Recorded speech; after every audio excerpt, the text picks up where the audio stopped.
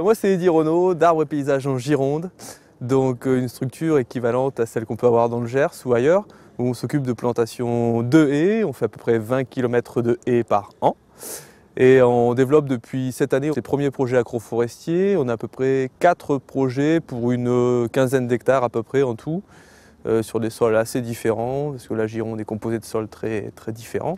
Chaque projet en fait est étudié personnellement, les agriculteurs, ça peut être soit des démarches d'agriculteurs, beaucoup de viticulteurs en Gironde forcément, qui sont intéressés par cet aspect faune auxiliaire.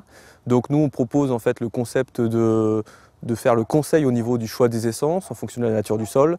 On fournit les plants, le paillage, on peut aussi participer à la mise en place, on peut faire des devis pour la mise en place.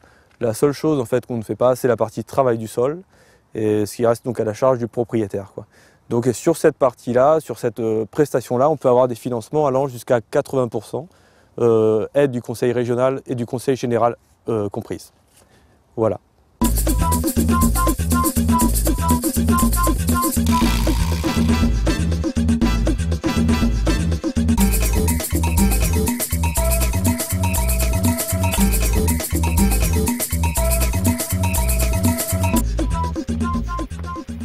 L'agroforesterie là, en Gironde, là, ça va se développer? C'est quelque chose qui... J'y compte bien. Ouais, j'y compte bien. Non, c'est vrai qu'il y a quelques agriculteurs, encore quelques éleveurs qui sont assez motivés. On sent qu'il y a quand même une certaine volonté et puis une petite interrogation, en tout cas de la curiosité pour l'agroforesterie.